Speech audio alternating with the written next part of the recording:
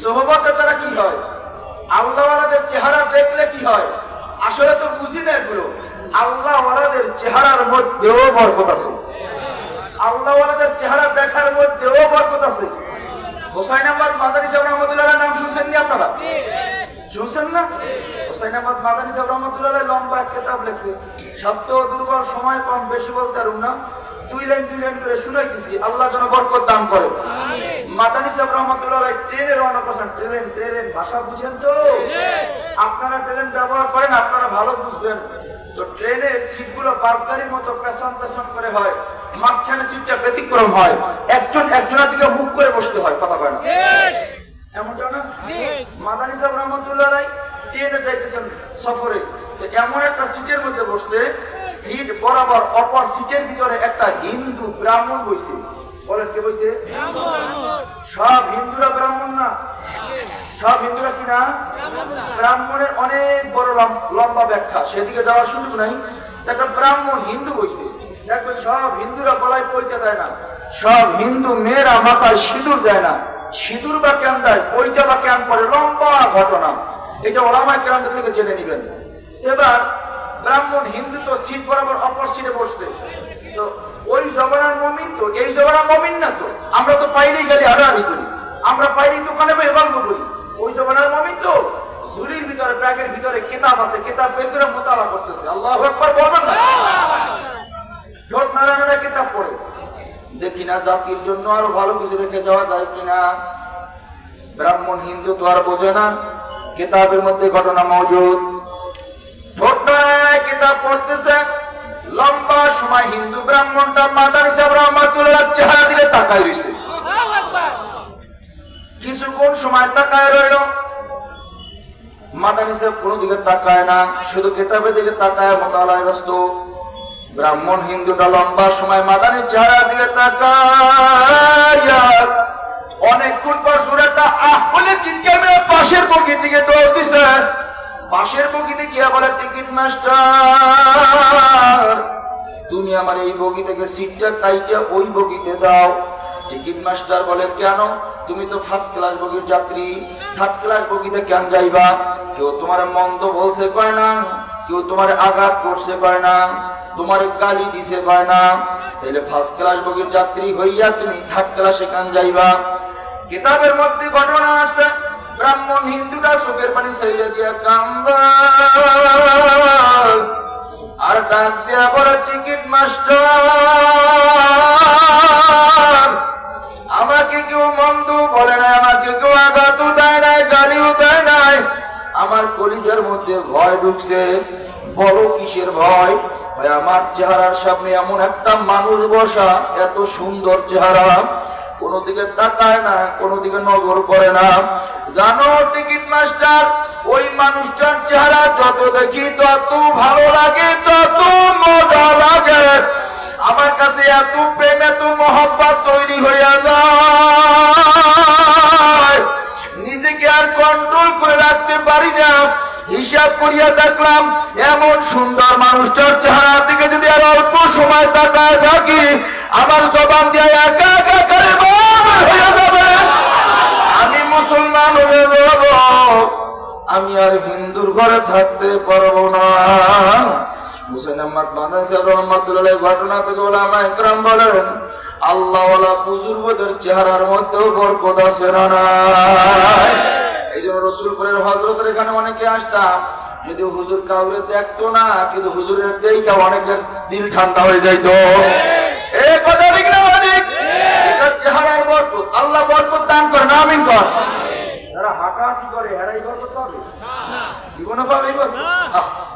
আল্লাহ আমাদেরকে বুঝ দান করে না, আমিন কর। সোহবতে আসছে, সোহবত থেকে কিছু এখান থেকে নিয়ে যাও না। সোহবতের দ্বারা কি বরকত? সোহবতে থাকলে কি হয়? মানুষ পরিবর্তন কেমন হয়? ওমর ফারুক রাদিয়াল্লাহু তাআলা আনহু, নাম শুনছেন না আপনারা? ওমর ফারুক রাদিয়াল্লাহু তাআলা আনহু আবু জাহেলের থেকে পুরস্কার নেওয়ার আশায় তলোয়ার নিয়ে রওনা করছে, নবীর গর্দান আনবে। নাউজুবিল্লাহ জোরে বলেন না। যে নবীর গর্দান আনার জন্য রওনা করছে, মাথায় না দিতে পারলি 1000 উট, এই আশায় রওনা হয়েছে, কিন্তু পথিমধ্যে ভগ্নিপতির দাওয়াত পাইছে, কোরআনের আওয়াজ কানে ঢুকছে। কোরআন এক মুজিজ কালাম। মুফাসসিরিনগণ বলেন কোরআনের তেলাওয়াত শুনলে কাফেরের মধ্যেও পরিবর্তন করতে পারে। এর নাম কোরআন। যা কোরআনের আলোচনা হয় আর আপনি হাঁটবেন, এটা সম্ভব। আল্লাহ আমাদেরকে বরকত দান করেন, আমিন। তো যাই হোক, তো কোরআনের আওয়াজের ভিতরে কিছু ধাক্কা লাগছে। এরপরে যত পিটা যত মারে কাজ হয় না। কেন? সোহবতের দ্বারা যে মোহাব্বত তৈরি হয়েছে, এইটা দুনিয়ার তলোয়ার মানে না, বোমা মানে না, গুলি মানে না। সে মানে যে আমার মুর্শিদ যেন আমার যার হাতে হাতে বায়াত গ্রহণ করছি, আমার এই মুর্শিদ যেন কোনোভাবে বেজার হয়ে না যায়। কেন? ওনারা খুশি করতে পারলে আমার আল্লাহ খুশি হয়ে যাবে। আল্লাহ। যাই হোক, অনেক কিছুর পরে রওনা করছে। এত পিটাই, এরপরও কালেমা ছাড়ো না, নবী বলো না। এমন নবীকে আমি তো দেখবো, আমার দেখাও। ওই যে চেহারার বরকত দূর থেকে দেখায়, বলে ওই হলো সরকারে দো আলম হাবিবে কিবরিয়া, আমাদের নবী, যার চেহারা দেখা আমরা পরিবর্তন হইলাম। আমাদের ভিতরে এই পরিবর্তনের ছোঁয়া আসছে। কিতাবের মধ্যে ঘটনা মজুদ। দূর থেকে হযরত ওমর একটা নজর দেখছে, চোখের পানি ছাইরা দিল, নরম হইয়া হাতটা বাড়াই দিছে। নবী আমার, এতদিন বুঝি নাই, চিনি নাই, আমি অন্যায় করিয়া ফেলাইছি, আমারে আপনি কালেমা পড়াইয়া মুসলমান বানায়া দেন। এবার কালেমা পড়লো, সোহবত শুরু হয়ে গেল। এই সোহবতের দ্বারা কি হয় দেখেন, নবী আমার আদেশ দেন, যারা তলোয়ার দিয়ে পাঠাইছিল এই তলোয়ার দিয়ে আবু জাহেলের কল্লাটা লইয়াছি। নবী বলেন, না ওমর, তাম দুনিয়ায় আল্লাহ আমাকে রহমত স্বরূপ পাঠাইছে, আল্লাহ আমাকে ফিতনার জন্য পাঠায় নাই, আল্লাহ আমাকে শান্তি দেওয়ার জন্য দুনিয়ার জমিনে প্রেরণ করছে। দেখেন আদর্শ কারে বলে। যাই হোক, এবার সোহবত শুরু হয়ে গেছে। সোহবত শুরু হওয়ার পরে যেই মানুষটা এতদিন আল্লাহ চেনে নাই, নবী চেনে নাই, কলবের ভিতরে কোনো পরিবর্তন আসে নাই, তখন কি ছিল? এমন খারাপ ছিল, এমন খারাপ কিয়ামত পর্যন্ত আর আসবে না। যখন সোহবত পাইয়া কালেমা পড়ছে, ইমানের নূর কলজের মধ্যে ঢুকছে, এমন দামি মানুষ হইছে। কিতাব কয় এত দামি মানুষও কিয়ামতের আগে দুনিয়াতে আর আসবে না। কি সুবহানাল্লাহ বলেন? আমার আলাদা করুন, আরে সুবহানাল্লাহ বলেন, আলাদা করুন। সুবহানাল্লাহ বলতেও চাই না, কারে বুঝাবো, কোন বয়ান বুঝাবো? নবী বলেন, আমার সাহাবীরা দুনিয়াতে যেমন দোকানদার দোকানি করার জন্য, ভাষা বুঝেন তো, দোকানদার দোকানি করার জন্য পাল্লা রাখে, পাল্লা, দোকানে পাল্লা রাখে। আমার খুব কষ্ট হইতেছে কথা বলতে। পাল্লা রাখে না? তো পাল্লা রাখে, পাল্লা করে এক পাশে ভাত খারাপ করিয়ে আর এক পাশে মাল দেয়। তো এবার মাল কম হইলে বাড়ায় সমান করে, বেশি হইলে কমায় সমান করে, এর নাম পাল্লা। নবী বলেন, আব্দুল, ওই যে আগে বলছিলাম দুনিয়াটা তো আখিরাতের ক্ষেত স্বরূপ, তাই না? আগে বলে গেছি না, কি কামাই করলাম? নবী বলেন, সাহাবীরা দোকানদার যেমন দোকানি করার জন্য পাল্লা বানায়, ঠিক আপনি আমিও দুনিয়া এসে কি না কামল করলাম, এইটা মাপকাঠি করার জন্য আল্লাহ একটা পাল্লা বানায় রাখছে। জানো পাল্লাটার নাম কি? না নবী জানি না। পাল্লাটার নাম মিজান। জানো আমার সাহাবীরা, মিজান নামক পাল্লাটার আয়তন কত বড়, দেখতে কত বড়, পরিধি কত বড়? না নবী জানি না, আমাদেরকে জানায় দেন। হাবিবে কিবরিয়া সরকারে দো আলম নবী আরবি বলেন, আল্লাহ যে মিজান নামক একটা পাল্লা বানাইলো, এই পাল্লাটার আয়তন এত বড়, দেখতে এত বড়, পরিধি এত বড়, 7 আসমান 7 জমিন যদি একসাথে মিজানের পাল্লায় তুলে দেওয়া হয়, মিজানের পাল্লাটা এত বড়, 7 আসমান 7 জমিন মিজানের পাল্লার এক কোণায় পইরা থাকবে, বাকি জায়গা খালি থাকবে। এবার বলেন, মিজানের পাল্লাটা ছোট না বড়? কত বড়? 7 আসমান 7 জমিন যদি একসাথে মিজানের পাল্লায় তুলে দেওয়া হয়, মিজানের পাল্লাটা এত বড়, 7 আসমান 7 জমিন মিজানের পাল্লার এক কোণায় পইরা থাকবে, বাকি জায়গাটা খালি থাকবে। আল্লাহর হাবিব বলেন, আমার কোন উম্মত, আল্লাহ পাকের কোন মুমিন বান্দা বান্দি যদি জবানে একবার বলে সুবহানাল্লাহ, গোটা মিজানের পাল্লা গুনাহটা আল্লাহ অর্ধেকটা তার নেকামল দ্বারা বইরা দিবে। বলবো না কেন সুবহানাল্লাহ? এবার সুবহানাল্লাহ বলনেওয়ালাদের হালত কি হবে? কারি তৈয়ব সাহেব রাহমাতুল্লাহ আলাইহি সুবহানাল্লাহ যারা বলবে তাদের ফজিলত বর্ণনা করতে গিয়া পয়গম্বর ইউসুফ আলাইহিস সালাম ওয়াকিয়া ধরে টাইনে আনছেন। কেমন লম্বা ঘটনা তো, সময় কম, ওই তো টুকটুক করে অল্প সময় হাতে আছে, এই জন্য আস্তে আস্তে কিছু কিছু শোনাই যাইতেছি। তো কারি তৈয়ব সাহেব রাহমাতুল্লাহ আলাইহি বলেন, যখন পয়গম্বর ইউসুফ মিশরের গভর্নর, খাদ্যমন্ত্রী, তখন উনি একটা আইন করলেন যে সবাইকে খাদ্য দেওয়া হবে গুদাম থেকে, সরকারি খাদ্য গুদাম থেকে। নিয়ম হলো যারা শহরের ভিতরে থাকবে তারাও কাট পাবে, যারা শহরের বাহিরে থাকবে তারাও কাট পাবে। নিয়ম হলো শহরের ভিতরে যারা, তারা 1 কাঠ দিয়ে 6 মাসের মাল নিতে পারবে, বাহিরে যারা তারা 1 কাঠ দিয়ে 1 বছরের মাল নিতে পারবে। তারা দূর থেকে আসতে কষ্ট হবে, এই জন্য একবারে লয়ে যাবে। শহরতলির ভিতরে যারা, তারা একবারে 6 মাসেরটা নিতে পারবে। আইন হলো 1 কাঠ দিয়ে মাল নিতে পারবে কয়বার? জোরে কম। একবার। কয়বার? একবার। 1 কাঠ দিয়ে দ্বিতীয়বার মাল পাবে না, 1 কাঠ দিয়ে মাল পাবে একবার। এবার আইন হয়ে গেল। তো কারি তৈয়ব সাহেব রাহমাতুল্লাহ আলাইহি লেখেন যে সবাইকে মাল দিতেছে, একটা চালাক চতুর যুবক যে একটা কাঠ দিয়ে 2 বার মাল নিতে চায়, এটা ধরা খাইয়ে গেছে। ধরা করবার বলে তুমি জানো না, এটা পয়গম্বর ইউসুফের আইন যে 1 কাঠ দিয়ে 2 বার মাল নেওয়া যায় না। তুমি 2 বার নিতে চাইলে কেন? আমার অধিকার আছে এই জন্য আমি নিতে চাই। আমার অধিকার আছে এই জন্য আমি নিতে। তোমার কিসের অধিকার? আমার অধিকারের ব্যাপার যদি বলতে হয় তোমাদেরকে বলবো না, চলো পয়গম্বর ইউসুফের কাছে নিয়ে যাও, আমি তার কাছে বলবো। নিয়ে গেছে, আসামির কাঠ করে দাঁড় করাইছে। এবার পয়গম্বর ইউসুফ বলে, এই যুবক, তুমি কি 1 কাঠ দিয়ে 2 বার মাল নিতে চাও? জি, আমি 2 বার নিতে চেয়েছিলাম। আমাদের সমাজের মধ্যে কিছু চোর আছে, চুরি করলো, সত্য কয়। হ্যাঁ, 2 বার নিতে চাই। কেন নিতে চাও জানো না? আইন তো 1 বার, তুমি কেন 2 বার নিতে চাইলে? ভাই, আমার অধিকার আছে এই জন্য আমি নিতে চাই। তোমার আবার কিসের অধিকার? এবার যুবকটা ডাক দেয়া কয়, পয়গম্বর, আমার চেহারা দিকে তাকায় দেখেন, আমারে চেনন যায় কিনা। পয়গম্বর ইউসুফ বলে, না, তোমার তো চিনি না, পরিচিত বলে মনে হয় না, আত্মীয় স্বজনদের মধ্যেও তুমি আমার কেউ নয়, বলো তুমি কে, তোমাকে চিনতে পারলাম না। এবার যুবকটা দূর থেকে ডাক দেয়া কয়, পয়গম্বর, আপনি আমাকে না চিনলেও আমি আপনাকে চিনি। কেমনে জানেন? ও পয়গম্বর, মনে কইরা দেখেন, যেদিন বিবি জুলাইখা আপনার বিরুদ্ধে জিনার অপবাদ দিয়া আজিজে মিশরের সামনে আসামির কাঠ করে দাঁড় করাইছিল, ও পয়গম্বর ইউসুফ,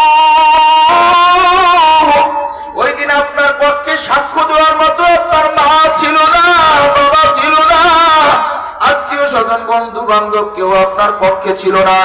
আমার মাওলা মায়ের দোলনা থেকে একটা বাচ্চার জবান থেকে কথা বলাইয়া আপনার পক্ষে পবিত্রতার সাক্ষ্য দিয়েছিল। আপনার মনে আসেনি? হ্যাঁ, আমার মনে আছে। যুবকটা নিজের দিকে আঙ্গুল দিয়ে ইশারা করে বলে, ও পয়গম্বর ইউসুফ, ওই দিনের এই ছেলেটা আর কেউ নয়, ওই সন্তানটা আমি। গোটা মিশরবাসী আর আমার অধিকার এক হইতে পারে না। কেতাব বলে পয়গম্বর ইউসুফ আলাইহিস সালাতু ওয়াস সালাম 2 চোখের পানি ছাড়িয়া হাত দুইটা বাড়ায় কয়, যুবক, বুকের মধ্যে জড়াইয়া কবর একটা চুম্বন দিয়া হাত খান ধইরা বলে, ও খাদ্য ম্যানেজমেন্টের দায়িত্বশীলেরা, এই যুবকটারে তোমরা ভালো করে চিনা রাখো। তামাম মিশরবাসীর অধিকার আর এই যুবকটার অধিকার কোনোদিন এক হইতে পারে না, কারণ ও হলো আমার পবিত্রতা বর্ণনাকারী, ওর অধিকারটা একটু ভিন্ন হবে। কারি তৈয়ব সাহেব রাহমাতুল্লাহ আলাইহি লেখেন, এবার পয়গম্বর ইউসুফ ধইরা বলে, এই যুবকটারে তোমাদের সামনে পরিচয় করাই দিলাম। এই যুবকটা যতবার হাত বাড়াইবে, ও কাঠ পাইল কি পাইল না, নিল কি নিল না, এইটা দেখার দরকার না। ও যতবার হাত বাড়াইবে, ওর হাতে কিছু না কিছু দিবা। আমার পবিত্রতা বর্ণনাকারীরে কখনো খালি ফেরত দিবা না। কারি তৈয়ব সাহেব রাহমাতুল্লাহ আলাইহি, ও দুনিয়ার মানুষ, সামান্য একটা যুবক যদি পয়গম্বরের পবিত্রতা বর্ণনা করার কারণে হাত পাতলে কিছু না কিছু পায়, একেবারে খালি ফেরত না যায়। আর দুনিয়ার জমিনে যারা আমার মাওলার পবিত্রতা বর্ণনা করবে, সুবহানাল্লাহ সুবহানাল্লাহ, এই পবিত্রতা বর্ণনাকারী বান্দা বান্দীগুলা যখন কিয়ামতের ময়দানে উঠবে, ফেরেশতারা যখন হিসাব নিকাশের জন্য দৌড় দিবে, আমার মাওলা ডাক দিয়ে বলবে, ফেরেশতা দাঁড়াও, আমার বান্দা বান্দির দিকে যাইও না। এই বান্দা বান্দিগুলা দুনিয়ার জমিনে আমার পবিত্রতা বর্ণনা করছিল, আমার বান্দা বান্দির হিসাবের চিহ্ন দ্বারা আমি আল্লাহ হয়ে গেলাম। আমার বান্দা যে জান্নাতটা চায়, আমার বান্দারে ওই জান্নাতটা দিয়ে দাও।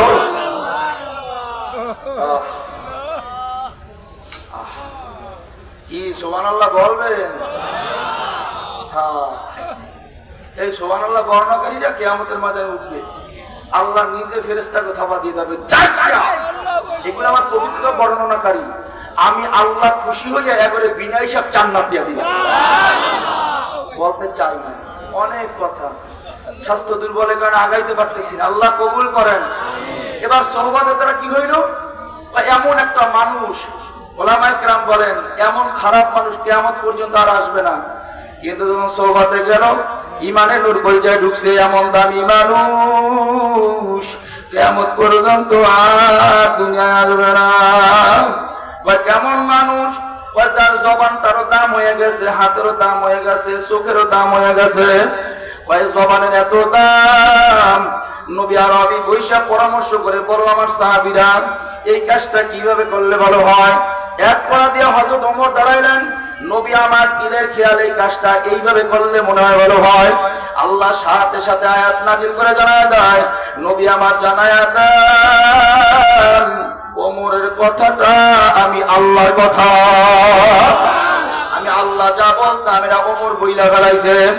মুফাসসিরিনগণ বলেন 17 মতান্তরে 18টা আয়াত আল্লাহ ওমরের মানসা অনুযায়ী নাজিল করছে। আল্লাহু আকবার জোরে বলেন।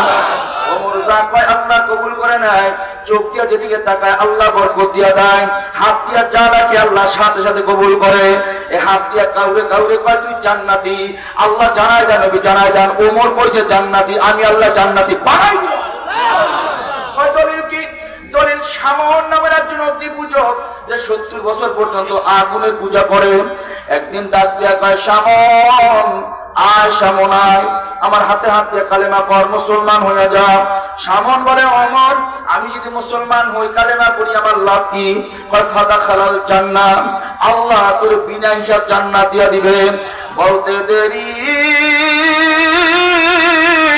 হাত থেকে অগ্নিকুণ্ডটা ফেলাইয়া ওমরের সামনে গিয়ে কয় ওমর একটা মুহূর্ত আর দেরি নয়, তুমি আমার কালেমা পড়াইয়া দাও। কেউ কেউ বলে এত সহজে কেন কালেমা পড়লি? ওই এমন একটা ব্যক্তি বলছে যে ব্যক্তি ঝুট বলে না, মিথ্যা বলে না, কালেমা পড়লো, ঈমান আনলো, ঈমান আনার পর পকেট থেকে কাগজ বের কইরা শামন কয় ও ওমর ইতমিনান হইছে, ইস্তিকামাত মজবুত হয়ে গেছে, কোনো সন্দেহ নাই। তারপরে তুমি যে কথাটা বললা একটু তোমার বরকতি হাত দিয়ে আমার লেখা দাও। আল্লাহ, এবার হযরত ওমর লেখা দেয়, শামন আমার হাত দিয়ে কালেমা পড়ে মুসলমান হইছে। আল্লাহ শামনকে বিনা হিসাব জান্নাতের মালিক বানায় দিয়েছেন। এই কাগজটা শামনের হাতে দিল, শামন কান্দে আর কাগজটারে ভাঁজ করে কয় ওমর আপনার হাতে লেখা কাগজটা আমি আপনারে আমানত দিয়ে গেলাম।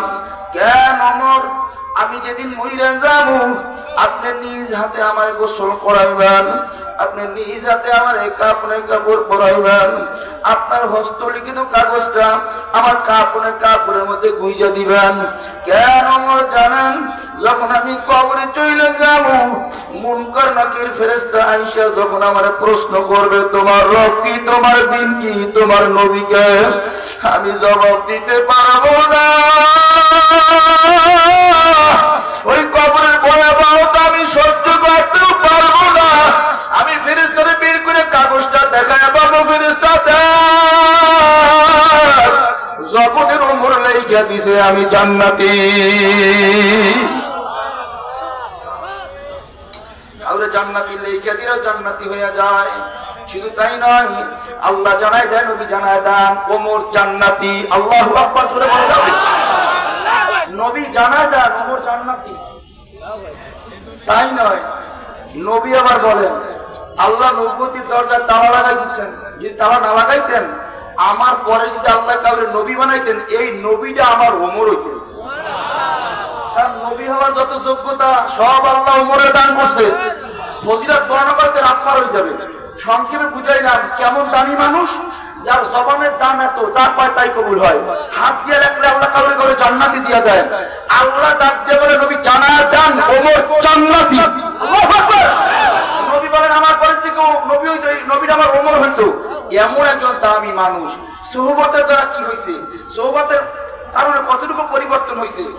যখন দেখেন এরপর আর কোনো গ্যারান্টি লাগে, আল্লাহ বলেন ওমর কি জোরে আওয়াজ দিবেন, আল্লাহ বলছেন সংযোগ আছে কোন? নবী বলেন আমার পরে যদি কেউ নবী হইতো নবীটা আমার ওমর হইতো। শুধু তাই না, নবীর পাশে ঘুমায়, এর থেকে দামি আর কিছু হইতে দুনিয়ায় পারে না। এমন দামি মানুষ। তারপর তার ইতিহাস রাখে, যেই দিন সূরা মুনাফিকুন নাজিল হইল, মুনাফিকদের তালিকা নবীর হাতে চলে আসছে। আল্লাহ প্রকাশ করলেন নবী আপনার মাঝে চলে এরা কিন্তু মুনাফিক। নবী আমার ডানে বামে তাকাইয়া হুযায়ফা রাদিয়াল্লাহু তাআলা আনহুকে ডাক দেন, হুযায়ফার কাছে আসো। হুযায়ফার কাছে আসার পর কাগজটা দিয়ে বলে এটা তোমার কাছে আমানত, আল্লাহ আমারে মুনাফিকদের তালিকা দিছে, এইটা তোমার কাছে দিলাম, তুমি কাউকে দেখাইবা না। হযরত হুযায়ফার হাতে কাগজ দেওয়ার পর সবাই তাকায় রইছে, কিন্তু হযরত ওমর কান্দে, ওই তালিকার মধ্যে আমার নাম আসেনি, আমি ওমরের নাম ওই তালিকার মধ্যে আছে কিনা। হুযায়ফার কাছে চলে গেল, হুযায়ফা আমার নবী তোর কাছে মুনাফিকের তালিকা দিছে, তো দেখ না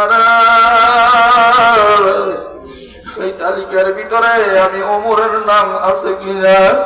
হুযায়ফা ডাক দিয়া বলে নবী আমার আমানত দিয়েছেন, কারো কাছে বলতে নিষেধ করছেন, আমি বলতে পারবো না। কিতাবের মধ্যে আসছেন রাতের বেলা চইলা গেল, সারা রাত বৃষ্টি হইতেছে, গুড়ি গুড়ি বৃষ্টি পড়ে। হযরত ওমর ঘুমায় না, জানালা কইরা বাহিরে দাঁড়ায় দাঁড়ায় কান্দে আর কয় ওমর যদি ওই তালিকায় তোর নাম থাকে আমার মাওলার সাথে কেমনে দাঁড়াইবি। কত ভয়, এত রকম, এত উপদে, এত কিছু পাওয়ার পরেও সোহবতের কারণে দিলে এত মায়া মহব্বত, জাহান্নামের এত ভয়, কবরের এত ভয় তৈরি হয়ে গেল। রাতের বেলা ঘুমায় না। কিতাব বলে 2:30 বা 3টা বেজে গেল। বৃষ্টির মধ্যে নাইমা রওনা করছে। বৃষ্টিতে ভিজা যখন চলে গেল, হুযায়ফার বাড়িতে গিয়া বলে হুযায়ফা দরজায় নক করছে, এত রাত্রে কে? আমি ওমর, দরজা খোলম। দরজা খোলার পরে বলে এত রাত্রে বৃষ্টিতে ভিজা কেন আসলেন? হুযায়ফারে জড়ায় কান্দে আর কয় হুযায়ফা মুনাফিকের তালিকায় নাম আছে কিনা তুই তো বললি না। তবে হুযায়ফা আমার একটু ওয়াদা দে, তুই তো কোনো মুনাফিকের জানাজায় অংশগ্রহণ করো না। আমি ওমর যদি মইরা যাই, আমি ওমরের জানাজায় তুই যাইবি কিনা? ডর লাগে, তুই যাইবি কিনা বল। জড়ায় কান্দে আর কয় ওমর জগতের মধ্যে তোমার জানাজায় যাবো না তো কার জানাজায় যাবো?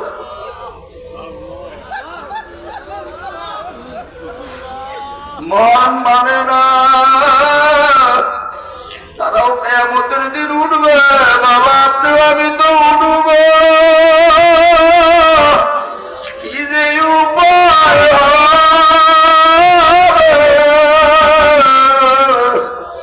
মনে বুঝানো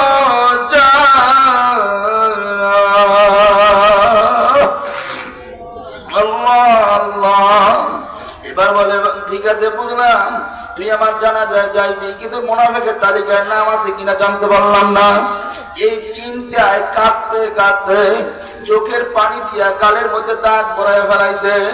কেউ মলম লয়া গেছে, হুজুর একটু মলম ব্যবহার করেন, গালের দাগ ভালো দেখায় না, মলম ব্যবহার করলে দাগ চলে যাবে। হযরত ওমরও বলেন আমিও দেখছি আয়নার সামনে দাঁড়ায় গালের দাগ ভালো দেখায় না, তারপরও আমি এই মলম ব্যবহার করব না। কেন জানো? কিয়ামতের ময়দানে আমার আল্লাহ যদি আমার জিজ্ঞাসা, ওমর আমার জন্য কি নাজরানা লই আইছো, কোন আমল আছে আমার কাছে দাও, আমি বলবো আল্লাহ তোমার কাছে দেওয়ার মতো আমলের কাছে নাই। তবে তাকায় দেখো জাহান্নামের ভয়ে কাঁদতে কাঁদতে 2 চোখের পানি দিয়ে গালে দাগ ভরাইয়া বেড়াইছি। কোন আমল যদি পছন্দ না হয়, এই আমলের দিকে তাকাইয়া তুমি আমারে মাফ কইরা দাও। শুধু তাই নয়, কিতাবের মধ্যে আসছেন হযরত ওমরের যখন ওফাত হয়ে গেল, বিদায় হয়ে গেল, বর্ণনাকারী বলেন গোসল করাইতে গেলাম হযরত ওমরকে, আল্লাহ হযরত ওমরকে গোসল করাইতে গেলাম, সারা গায়ে পানি দিলাম, সারা গা ধৌত করাইলাম। এবার যখন কাজ করলাম পিঠের মধ্যে পানি দেব, পিঠের দিকে তাকায় দেখি হযরত ওমরের পিঠের মধ্যে বড় বড় চাবুকের আঘাত দেখা যায়, বড় বড় বেতের আঘাত দেখা যায়। কিছু আঘাত নতুন, কিছু আঘাত পুরাতন। বর্ণনাকারী বলে আশ্চর্য হয়ে গেলাম। কাপুনে কাপুনে পেঁচাইয়া সন্তানকে জিজ্ঞাসা করলাম, বাবা তোমার বাবার পিঠের মধ্যে আঘাত দেখা যায়, তোমার বাবারে কেউ কি পিটাইছে নাকি? ছেলে বলে না, আমার বাবা এমন কোন অপরাধ করেন নাই যে অপরাধের কারণে বাবাকে পিটানো লাগবো। আমার বাবার দিকে তাকায় তো সাহসী কেউ করে নাই কথা বলার, আমার বাবারে কি পিটাবে? তাইলে পিঠের মধ্যে আঘাত দেখলাম কেন? সন্তান বলে আমার বাবার জীবন ডায়েরি আছে, আমার বাবা প্রতিদিন কি আমল করতো সব লেখা রাখতো। ওরে মানুষ,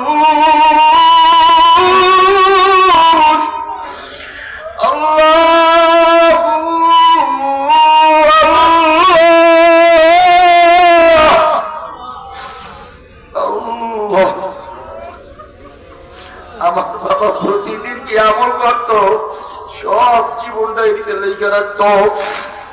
বর্ণনাকারী বলেন আমরা জীবন ডায়েরি চাইলাম, সন্তান জীবন ডায়েরি আইনা আমাদের হাতে দিল। পৃষ্ঠা যখনই উল্টায় দেখে ওমরের নিজের হাতে লেখা। কোনদিন যদি রাতে তাহাজ্জুদের নামাজ কম হইতো, ঘরের চাবুক করে নামাইয়া নিজের হাত দিয়ে নিজের পিঠের মধ্যে পিছাইতো আর বলতো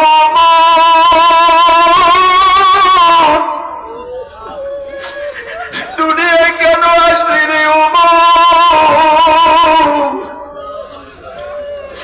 আমার বাবার সামনে দাঁড়াইয়া কি জবাব দিবি? আল্লাহ, সোহবতের দ্বারা কি হয়, সোহবতের দ্বারা কি পরিবর্তন হয় রে বাবা? আজকে যাই রসুলপুরের দরবারে আসছেন, শুকরিয়া আদায় করেন। আল্লাহ আপনাদেরকে হক দরবারের সঙ্গে মিলাইছে, আলহামদুলিল্লাহ। আল্লাহ ওয়ালাদের চেহারা বেশি বেশি দেখেন, চেহারার মধ্যে বরকত, সোহবতের মধ্যে বরকত। বর্ণনাকারী বলেন পৃষ্ঠা উল্টাইলাম, অপর পৃষ্ঠার মধ্যে দেখি লেখা আছে হযরত ওমরের নিজের হাতে লেখা। কোনদিন যদি জিকির কম হইতো, তেলাওয়াত কম হইতো, ঘরে একটা ছড়ি বা লাঠি লটকানো ছিল, ওই লাঠিটা নিজে নামাইয়া নিজের হাত দিয়ে ধইরা নিজের পিঠের মধ্যে পিটাইতো আর নিজের বলতো আমার মাওলা তোরে বোমা বানাই নাই, আমার মাওলা তোরে কথা বলার শক্তি দিল, এই শক্তি দিয়ে কেন আমার মাওলার জিকির কম হইয়া গেল? আমার মাওলার কাছে কি জবাব দিবা? আল্লাহ, তারাও তো কিয়ামতের ময়দানে উঠবে বাবা, আপনি আমিও তবু ডুব কি যে উপায় হবে আমার কবরে কি যে উপায় হবে আমার হাসরে কি যে উপায় হবে আমার মিজানে কি যে উপায় হবে আমার হাসরে চিন্তা ভাবনা করেন চক্ষু বন্ধ করে মুরাকাবা করেন মরতে তো হবেই কোন হালতে মরবো জানাও তো নাই চক্ষু দিরা বন্ধ করে মনকে প্রশ্ন করেন মন ধৈর্য নেন এই রাত্রি মইরে গেলাম এই রাত্রে দুনিয়াতে নাই সন্তান আমার কই বিবি আমার কই বাড়িতে বৈশা মইরে গেলাম 2:30 বা 3টা যেন আমি ঘরের ভিতরে ইন্তেকাল করলাম সন্তান আইসা কান্দের বলে আব্বু কথা বলো সন্তানের চিল্লি শুনিয়া আশেপাশের লোকজন ছুটিয়ে আসছেন আইসা তাকে আমি দুনিয়াতে নাই আরামের বিছানা থেকে নামাইয়া পাতলা একটা পাটির মধ্যে শোয়াইয়া উত্তর দিকে মাথা দক্ষিণ দিকে পা করবে এ বাবা এই ময়দানে শুইয়া ওইভাবে একটু চিন্তা করিয়েন এইভাবেই তো আমাকে আরামের বিছানা থেকে নামাবে মাথার নিচে বালিশও তো দিবে না মশায় কামড় দিবে পিঁপড়ায় কামড় দিবে সরাও তো দিতে পারি না 2:30 বা 3টা যেন হয়ে গেল সবাই চলে গেল এবার সন্তান ডাকে বিবিও কাঁদে সন্তানও কাঁদে সন্তান ডাকে আর বলে আম্মু কাছে থেকে যাইও না বাবার মরালা একা পাহারা দিতে পারবো না কাদের জন্য হারাম খাইলাম কাদের জন্য সুদ খাইলাম কাদের জন্য ঘুষ খাইলাম বিবিও ডাক্তার বলবে সন্তানেরা তোমরাও কাছে দিকে যাইও না তোমার বাবার মরা লাশ একা পাহারা দিতে পারবো না সকাল হইয়া গেল আমার ঘর থেকে এই দরাদরি করে জনমের মতো নামাইয়ে দেয় ও মনে করে আর কোনদিন বুঝবা না কারবা বাড়ি কারবা কারবাকি যেদিন চলিয়া যাবে প্রাণ পাখি পাখি যেদিন পাখি দিয়া চলিবে আমার দেহ বাহিরে নামাইবে আল্লাহ মশারির মধ্যে শোয়াইয়া জনমের গোসল দিয়ে দেয় ওমান নতুন সাবান খুলতেছে আর গোসল হবে না বড়ই পাতা পানি গরম করি আর আমারে টইলে টইলে জনমের গোসল দেয় বড়ই পাতা গরম জলে শোয়াইয়া শরীর তলে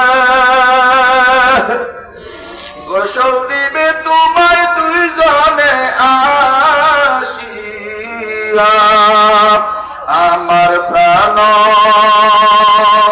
পাখিরা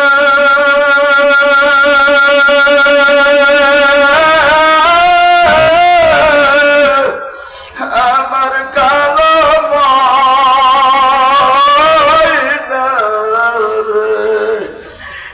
একদিন তো যাইবারে ময়না পুরিয়া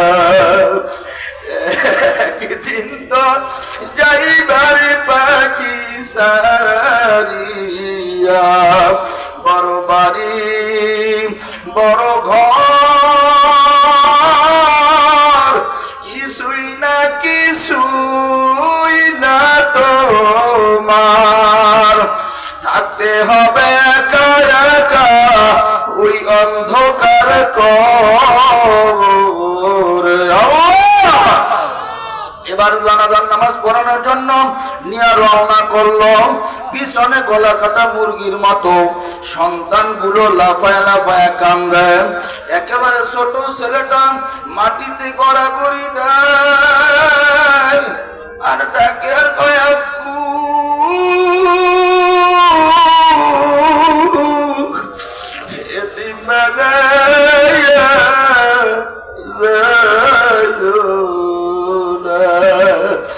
জানাজার নামাজ পড়াইয়া নিয়া রওনা করলো অন্ধকার কবরের দিকে। বাবা কত বড় বিশাল বিল্ডিং, কত বড় ঘর, আলোর ব্যবস্থাও আছে, বাতাসের ব্যবস্থাও তো আছে, তারপরে ওই ঘরে একা রাত্রে ঘুমানো যায় না, কত ভয় লাগে। আর আমার বাসা থেকে বহু দূর ওই কলা বাগান বাগান রাস্তার কিনারে আপনার আমার জন্য 3.5 অন্ধকার কবর খনন কইরা ওই কবরের দিকে নিয়ে রওনা করলো। কিতাবের মধ্যে আসে আল্লাহ ফামান ইয়ামাল মিসকালা যাররাতিন খায়রান ইয়ারা ওয়া মান ইয়ামাল মিসকালা যাররাতিন শাররান ইয়ারা। বাবা এক যারা পরিমাণ গুনাহ নিয়েও যদি আমার মাওলার কবরের দিকে রওনা করো, আমার মাওলা জাহান্নামের আগুনে কিন্তু জ্বালাইবে। কিতাবের মধ্যে আসে নাফরমান গুনাহগার থেকে নিয়া যখন কবরের দিকে রওনা করবেন, নাফরমান গুনাহগার চিল্লাইবে আর বলবে ও আমার ভাই, ও আমার ছেলে, ও আমার বন্ধু, ও আমার আপু, ওই কবরের দিকে তোমরা আমাকে নিও না। বাবা তোমরা তো দেখো না আমি যে গুনাহ করছি, আমি যে অন্যায় করছি, আমার গুনার কারণে আমার কবরে একটা নয় দুইটা নয়, আমার কবরে জাহান্নামের 99টা সব হাত করে তাকায়া রয়েছে। আমার কবরের মধ্যে জাহান্নামের আগুন দাউ দাউ দাউ দাউ করিয়া জ্বলে। আপনার আমার চিল্লা চিল্লি কেউ শুনবেও না, দুনিয়া রাখবেও না। ইমানি আওয়াজে আওয়াজ দিয়া বলেন না, ওই কবরের মধ্যে আপনজন বলতে কেউ নাই, আপন হবে কে? পুরো মাঠে আওয়াজ দাও না, আপন হবে কে? আমার মাওলার আপন বানাও, আমার মাওলার পাগল বানাও। এরপর আমার মাওলার কবরে রওনা করো। এই জন্য বাজান আমিও দোয়া চাই, আপনাদের জন্য দোয়া করি, আল্লাহ যেন আমাদের সবাইকে মওতের আগে ওই কবরের সামানা তৈরি করার তৌফিক দান করেন। সহবতে আহলুল্লাহ সোহবতে থাইকা দিলটা নরম করে চোখে পানি নিয়া আল্লাহ যেন কবরের যাত্রী খাওয়ার সবাইকে তৌফিক দিয়া দেন। আরো জোরে কন্যা আমিন। মুহতারাম হাজিরিন, নির্ধারিত আলোচনার সময় হাতে মাত্র 4 মিনিট আছে। আলোচনা এ পর্যন্তই। আয়াতে কারিমা নিয়েছিলাম, যতটুকু চেষ্টা করেছি আপনাদেরকে বোঝানো। মওয়াত তো হবে, মওয়াত হওয়ার আগে প্রস্তুতি গ্রহণ করার জন্য সোহবত লাগবে কি লাগবে না? লাগবে। আজকে আমরা রসুলপুরে যারা আসছি, রসুলপুরের সোহবতে যারা আমরা বসছি, আমরা ধন্য। শুকরিয়া আরেকবার আদায় করি আলহামদুলিল্লাহ। অনেক বেদাতি দরবার আছে,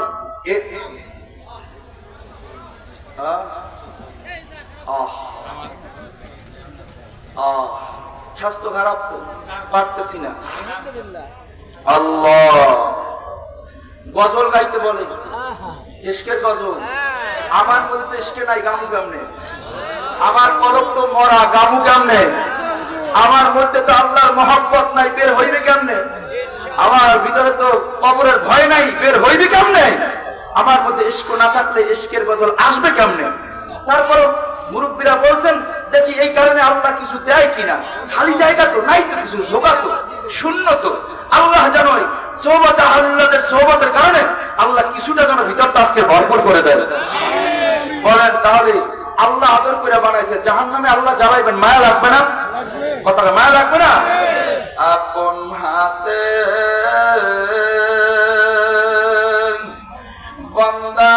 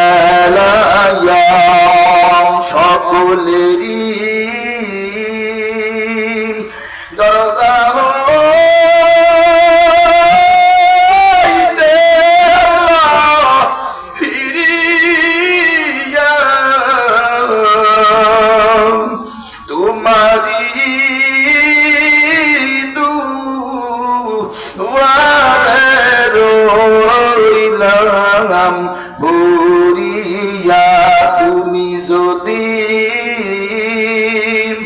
মাপ নাই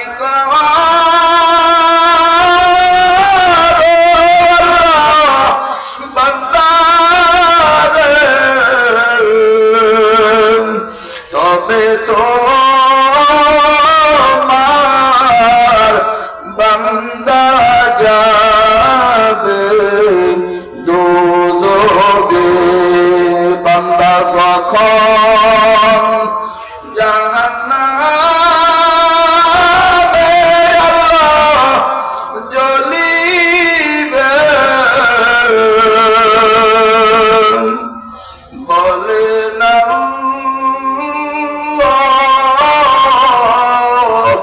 কেমনে চায়া দেখিবেন বলেন